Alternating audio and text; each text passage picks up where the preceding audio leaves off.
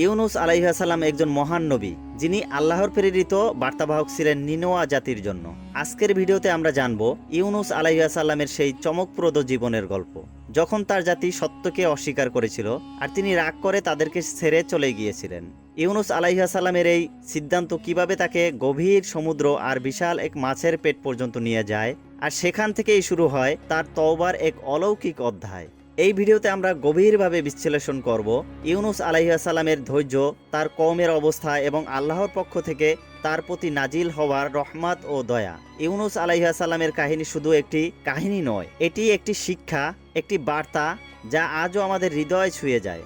নবী ইউনুস আলাইহিস সালাম আল্লাহর পথে হেদায়েতের কাজ করে গেছেন জীবনের অধিকাংশ সময়, কিন্তু বহু চেষ্টা সত্ত্বেও যখন কাঙ্ক্ষিত ফলাফল লাভ করতে পারেননি, তখন তিনি গভীর দুঃখে ও ক্লান্তিতে ভেঙে পড়েন। দিনরাত চিন্তায় অস্থির হয়ে পড়েন, মনে অসন্তোষ ও অতৃপ্তির ঢেউ ওঠে। এক পর্যায়ে তিনি আল্লাহর হুকুম ছাড়াই নিজ শহর নিনোয়া ত্যাগ করার সিদ্ধান্ত নেন। তিনি তার স্ত্রী ও দুই পুত্রকে সঙ্গে নিয়ে শহর থেকে রওনা হন। কিছু দূর যাওয়ার পর পথে একটি ছোট্ট নদী পড়ে, যেখানে পানির পরিমাণ খুব কম ছিল।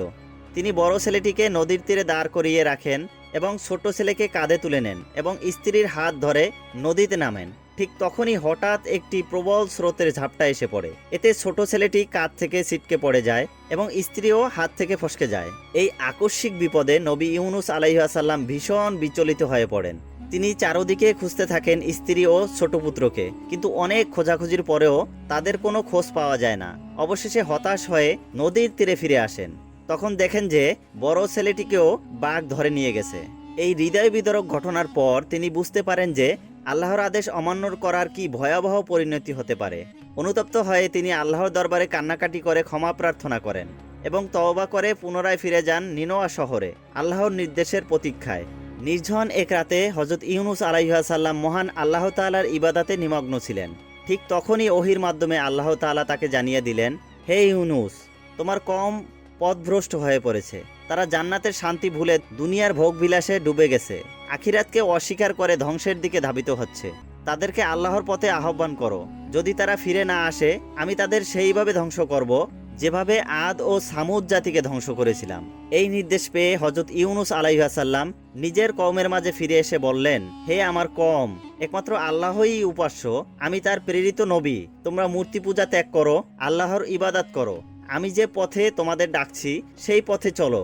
সেই পথে চললে তোমরা দুনিয়া ও আখিরাতে মুক্তি পাবে। কিন্তু কওমের লোকেরা তার কথা উপেক্ষা করলো। একজন স্পষ্টভাবে বলে উঠল, হে ইউনুস, তুমি আমাদের টুকরো টুকরো করে ফেললেও আমরা তোমার কথা মানব না, আমাদের দেবদেবীর উপাসনা ছাড়ব না। এমনকি কেউ কেউ বিদ্রুপ করে বলল, তুমি যে গজবের কথা বলছো সেটা কেমন, নির্দিষ্ট করে বলো তো। হযরত ইউনুস আলাইহিস সালাম ধৈর্য ধরে বললেন, গজব হতে পারে ভূমিকম্প, তুফান, বন্যা, মহাপ্লাবন কিংবা আসমান থেকে আগুন। কোনটি হবে তা একমাত্র আল্লাহই জানেন, কিন্তু নিশ্চয়ই গজব আসবে যদি তোমরা ফিরে না আসো। এসব শুনে তারা উপহাস করলো, অট্টহাসি দিয়ে বলল, তুমি এক পাগল, কিছুই নির্দিষ্ট করে বলতে পারো না।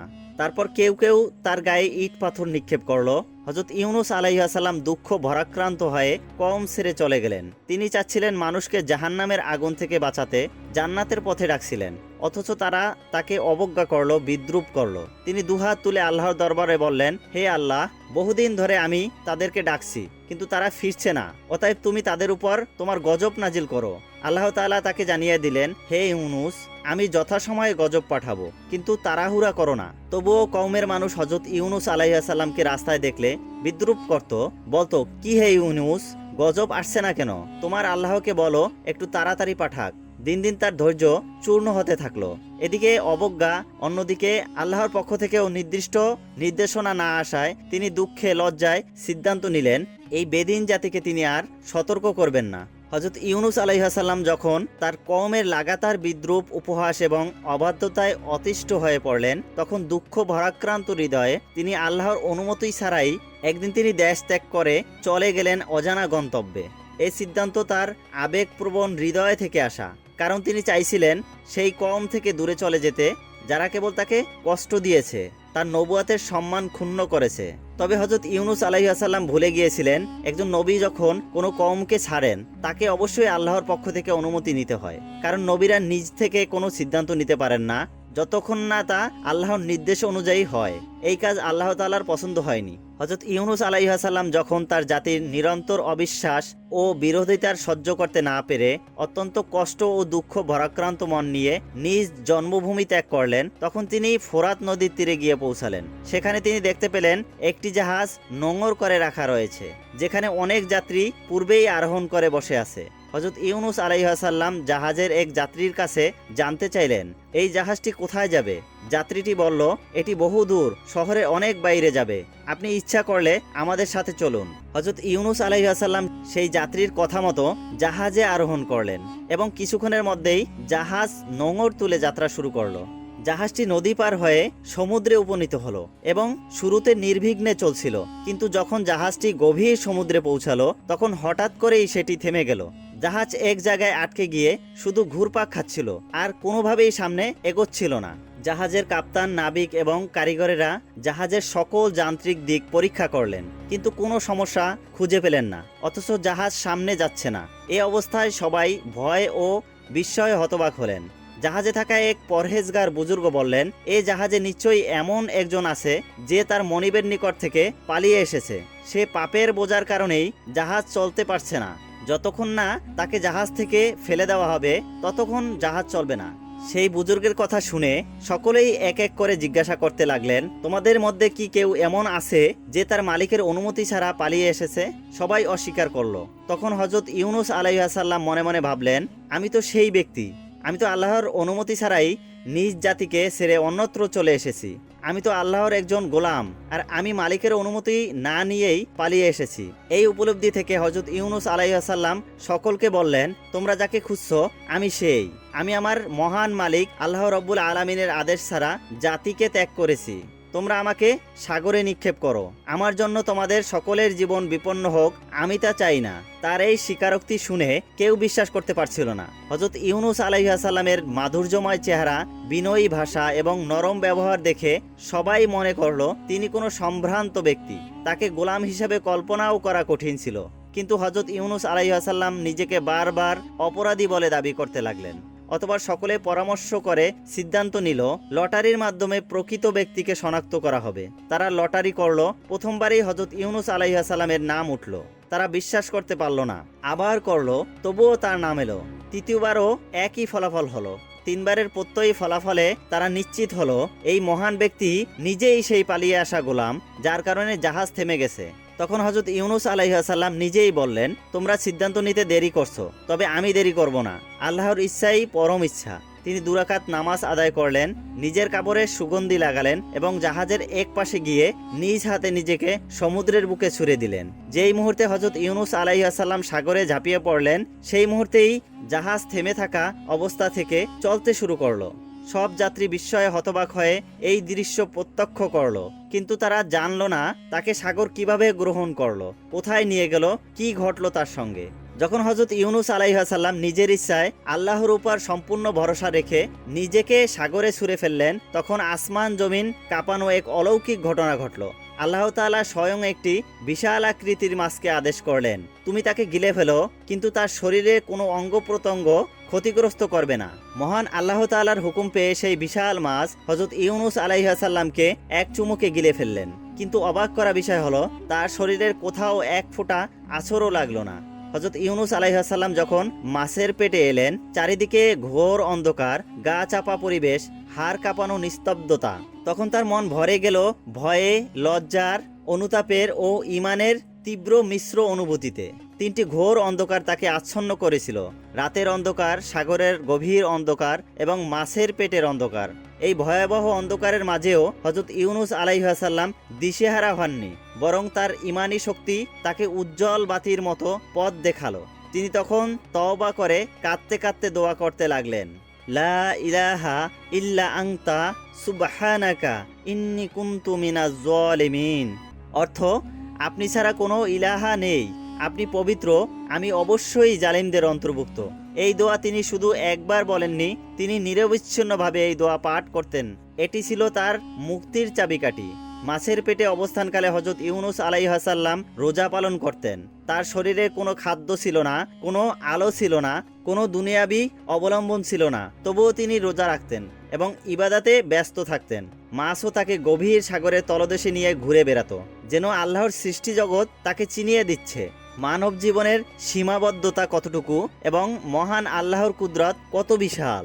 হযরত ইউনুস আলাইহিস সালামের এই অবিরাম তওবা ও ইবাদতের দরুন আল্লাহ তাআলা তার উপর দয়া করলেন। কয়েকদিন পর মাছটি আল্লাহর হুকুমে তীরে এসে উঠল, কোনো পাহাড়ের কিনারা অথবা নির্জন উপকূলে যেখানে কোনো জনমানব নেই।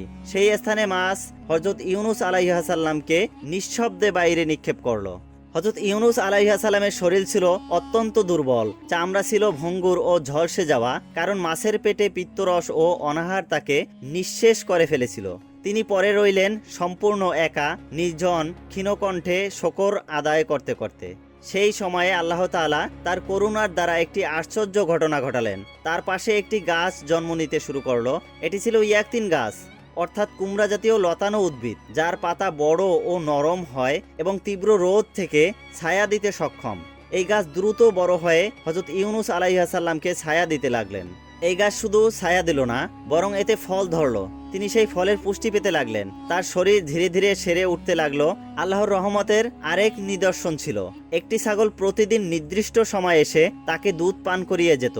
এই সবকিছু আল্লাহর পক্ষ থেকে ছিল এক অলৌকিক চিকিৎসা, যার মাধ্যমে হযরত ইউনুস আলাইহিস সালাম আবার সুস্থ হয়ে উঠলেন। প্রিয় দর্শক, অন্য একটি বর্ণনায় আছে হযরত ইউনুস আলাইহিস সালাম যখন নিজ মুখে স্বীকার করলেন যে তিনি সেই অবাধ্য গোলাম যিনি মালিকের অনুমতি না নিয়েই দেশ ত্যাগ করেছিলেন, তখন জাহাজের উপস্থিত সকলে স্তব্ধ হয়ে গেলেন। 3 বার লটারির ফলাফল একই এলে আর দ্বিধার অবকাশ রইল না। তখন হযরত ইউনুস আলাইহিস সালাম নিজেই আল্লাহর উপর ভরসা রেখে সমুদ্রের মাঝে ঝাঁপিয়ে পড়লেন। তিনি পানিতে পড়ার সাথে সাথেই আল্লাহ তাআলার আদেশে এক বিশাল আকারের মাছ পানির নিচ থেকে উঠে এলো এবং তাকে সম্পূর্ণ অক্ষত অবস্থায় গিলে ফেলল। আল্লাহ সেই মাছকে নির্দেশ দিয়েছিলেন, ইউনুসকে সম্পূর্ণরূপে গিলে ফেলো, কিন্তু তার হাড় না ভাঙবে, না মাংস ছিঁড়বে। এভাবে হযরত ইউনুস আলাইহিস সালাম পৌঁছে গেলেন এক দৃঢ় অন্ধকার, গরম, ভেজা ও অত্যন্ত সংকীর্ণ প্রকোষ্ঠে মাছের পেটের ভিতরে। মাছটি তখন তীব্র গতিতে এক সমুদ্র থেকে অন্য সমুদ্র অতিক্রম করতে লাগলো। এক সময় হযরত ইউনুস আলাইহিস সালাম মাছের পেটের ভিতরে বসেই অসংখ্য প্রাণীর জিকির ও তসবিহ শুনতে পেলেন। তাদের মুখে উচ্চারিত হচ্ছিল, লা ইলাহা ইল্লা আনতা সুবহানাকা ইন্নী কুনতু মিনাজ জালিমিন। হে আল্লাহ, আপনি ব্যতীত কোনো উপাস্য নেই, আপনি পবিত্র, নিশ্চয়ই আমি জালিমদের অন্তর্ভুক্ত। সূরা আম্বিয়া আয়াত নং 87। এই তাসবিহের কথা শুনে হযরত ইউনুস আলাইহিস সালাম নিজেও তা মুখস্থ করে নিলেন এবং তওবার সাথে বারবার পাঠ করতে লাগলেন। গভীর অনুশোচনায় তিনি কাঁদতে লাগলেন। নিজের ভুলের জন্য কান্নাকাটি করে আল্লাহর দরবারে ক্ষমা প্রার্থনা করলেন। আল্লাহ তাআলা তার এই অন্তরের গভীর আরতি শুনে ক্ষমার সিদ্ধান্ত নিলেন। এভাবে প্রায় 40 দিন মাছের পেটে কাটে তার। মাছটিও সেই সময় কিছু না খেয়ে শুধু সমুদ্রের পর সমুদ্র পাড়ি দিতে থাকেন। এদিকে সমুদ্রের বিভিন্ন প্রজাতির মাছ ও অন্যান্য প্রাণীরা দেখতে পেল যে এক বিশাল মাছের মাথার উপরে এক জ্যোতিষময় নূরের ঝলকানি রয়েছে। তারা জানলো এই নূরের উৎস একজন নবী, যিনি মাছের পেটে অবস্থান করছেন।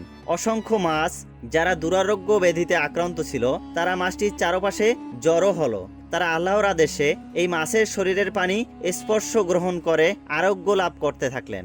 এই ঘটনার প্রভাবে সমুদ্রের পথে পথে দামি রত্নপাথর যেমন মানিমুক্ত, চুন্নি পাথর আবির্ভূত হলো, যেগুলো পরবর্তীকালে মানুষ সমুদ্র থেকে আরোহণ করতে সক্ষম হয়। অবশেষে আল্লাহর আদেশে সেই বিশাল মাছ এক নির্জন বালুময় চরে এসে হযরত ইউনুস আলাইহিস সালামকে বাইরে উদগীরণ করে দিল। তখন তার দেহ এতটা দুর্বল ছিল যে সূর্যের তীব্র কিরণ তিনি সহ্য করতে পারছিলেন না। তার চামড়ার উপরের স্তর উঠে গিয়েছিল, তার শরীরে ঘা সৃষ্টি হয়েছিল। এ অবস্থায় আল্লাহ তাআলা তার দয়ার পরশ দিলেন। সাথে সাথে সেই নির্জন জায়গায় একটি বিশাল লাউ গাছ গজিয়ে উঠল, যার বিশাল পাতা তাকে ছায়া দিয়ে রক্ষা করতে লাগলো। এরপর আল্লাহর আদেশে প্রতিদিন একটি করে দুগ্ধপূর্ণ ছাগল সেখানে এসে দাঁড়িয়ে থাকতো। তার দুধ পান করে হযরত ইউনুস আলাইহিস সালাম সুস্থতা লাভ করতেন। ধীরে ধীরে তার শরীর আর মন সুস্থ হয়ে উঠল। আল্লাহ তাআলার নির্দেশ এলো, হে ইউনুস, নিকটবর্তী জনপদে গিয়ে আমার বান্দাদের দ্বীনের দাওয়াত দাও।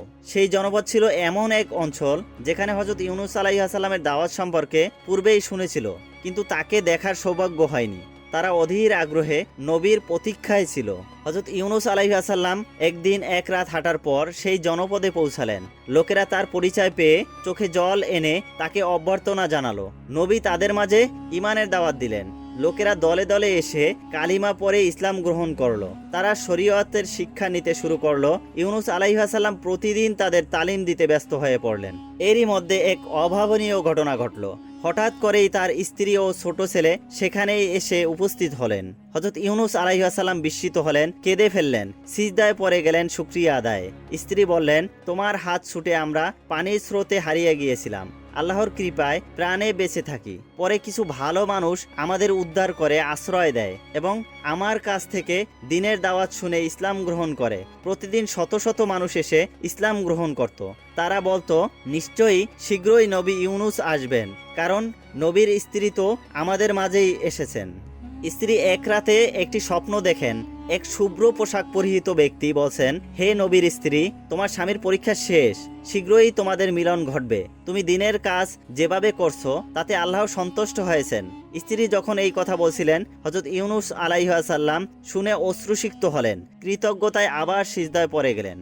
কিছুদিন পর এক ব্যক্তি নবীর বড় ছেলেকে নিয়ে তার কাছে এলো। ইউনুস আলাইহিস সালাম তাকে দেখে চিৎকার দিয়ে বললেন, আলহামদুলিল্লাহ। ছেলেকে বুকে জড়িয়ে ধরলেন। লোকটি বলল, হুজুর, আমরা নিনোয়ার দিকে বাণিজ্যে যাচ্ছিলাম। পথে এক জঙ্গলে বাঘের মুখে এই ছেলেটিকে দেখি।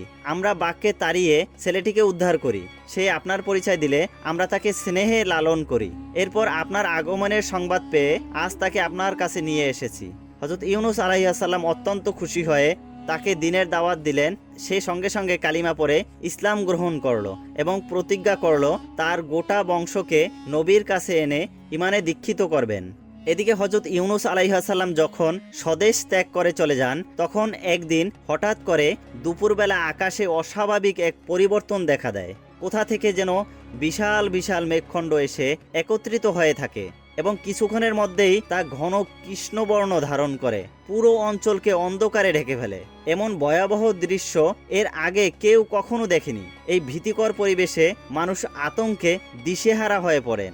মেঘের ভেতর থেকে শুরু হয় বিদ্যুৎ চমকানো, গর্জন আর বজ্রপাত। এমন একরকম প্রলয়কর পরিস্থিতি সৃষ্টি হয়, মনে হচ্ছিল যেন এক বজ্র গর্জনপূর্ণ মেঘ পুরো দেশকে গ্রাস করে ফেলবে। মেঘের প্রতিটি গর্জনে কেঁপে উঠছিল মানুষ ও পশু পাখির হৃদয়। চারিদিকে শুধু আতঙ্ক আর বিভীষিকা। মানুষ ভেবে পাচ্ছিল না এই বিপদের হাত থেকে তারা কোথায় আশ্রয় নেবে। এই সময় তারা উপলব্ধি করতে শুরু করে এটা কোনো সাধারণ প্রাকৃতিক ঘটনা নয়, নিশ্চয়ই এটা সেই গজব যা সম্পর্কে আমাদের নবী ইউনুস আলাইহিস সালাম বহুবার সতর্ক করেছিলেন। তখন তারা চরমভাবে অনুতপ্ত হয়ে পড়ে। কেউ বলে উঠল, এখন আমরা কি করব? আমাদের নবী তো আমাদের ছেড়ে চলে গেছেন, আমরা তাকে কোথায় পাবো? এই হতাশা ও নিরাশার মাঝেও এক আলোক রেখা দেখা দিল। তাদের মধ্যকারে একজন বলল, হে আমার সম্প্রদায়ের মানুষ, আসুন আমরা সবাই আল্লাহর দরবারে মাথা নত করি। যেমন করে হযরত ইউনুস আলাইহিস সালাম সেজদায় পড়ে আল্লাহর কাছে প্রার্থনা করতেন, আমরাও ঠিক তেমনিভাবেই করি। হয়তো আমাদের অনুতপ্ত হৃদয়ে দেখে আল্লাহ তাআলা আমাদের প্রতি দয়া করবেন। তখন সবাই একত্রিত হয়ে আল্লাহ তাআলার দরবারে সেজদায় লুটিয়ে পড়ে কান্না জড়িত কণ্ঠে বলতে লাগলেন, হে আমাদের প্রভু, হে আমাদের সৃষ্টিকর্তা, আমরা চরম অপরাধী, আমাদের পাপের সীমা নেই। হযরত ইউনুস আলাইহিস সালাম আপনার নবী, তিনি আমাদের বারবার সতর্ক করেছিলেন, আপনার পথে ডেকেছিলেন, কিন্তু আমরা তার ডাকে সাড়া দেইনি, বরং তাকে অবজ্ঞা করেছি। আজ আমরা বুঝতে পেরেছি আমরা নিজেদের ধ্বংস নিজেরাই ডেকে এনেছি। হে দয়াময় আল্লাহ, আমরা অনুতপ্ত, আমরা লজ্জিত। আপনি চাইলে আমাদের ক্ষমা করে দিতে পারেন। আমরা আর কখনোই সেই ভুলের পুনরাবৃত্তি করব না। আপনি আমাদের এই কঠিন গজব থেকে রক্ষা করুন। আপনি ছাড়া তো আমাদের আর কোনো আশ্রয় নেই। এই বিশাল এক জাতির সম্মিলিত তওবা, অনুতপ্ত ও হৃদয় বিদারক প্রার্থনা আল্লাহ তাআলার দরবারে কবুল হয়ে যায়। তিনি তার অসীম দয়ার কারণে তাদেরকে ক্ষমা করে দেন, আসন্ন গজব প্রত্যাহার করে নেন। মুহূর্তের মধ্যেই আকাশ পরিষ্কার হয়ে যায়, চারিদিকে শান্তি ফিরে আসে, মানুষের মনে স্বস্তির নিঃশ্বাস ফিরে আসে।